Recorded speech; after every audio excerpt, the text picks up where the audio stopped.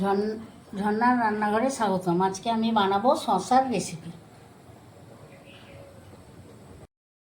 তেলটা গরম হয়ে গেল, আমি শুকনো লঙ্কা দিলাম আর দারচিনি এলাচ লবঙ্গ দিয়ে দিলাম, কালো জিরে ফোড়ন দিলাম।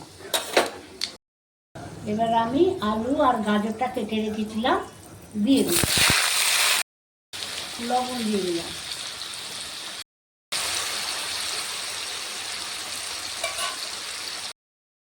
এবার আমি পেঁয়াজগুলো দিয়ে দিলাম।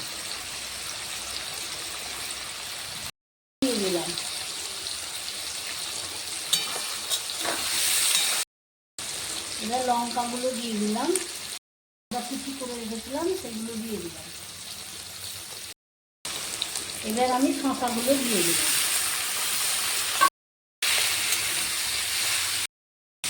আবার সামান্য লবণ দিয়ে দিলাম।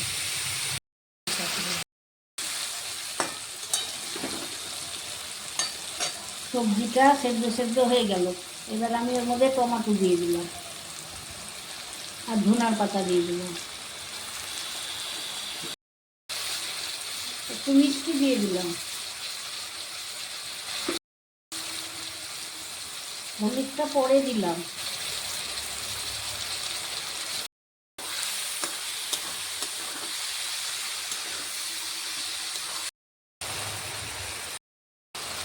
সবজিটা ভাজা হয়ে গেল, আমি এবার জল দিয়ে দিলাম সামান্য মতো।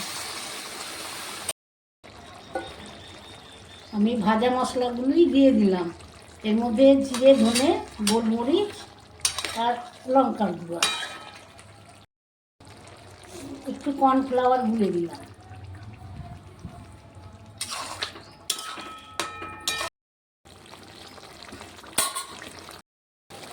আমি ঘি দিয়ে দিলাম।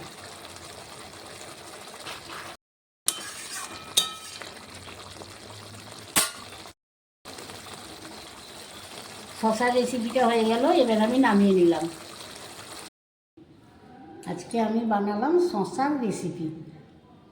আপনারা আমার রেসিপিটা দেখবেন, দেখে কমেন্ট বক্সে জানাবেন কীরকম হয়েছে। আমার চ্যানেলটাকে সাবস্ক্রাইব করে দিবেন, শেয়ার কমেন্ট করে দেবেন।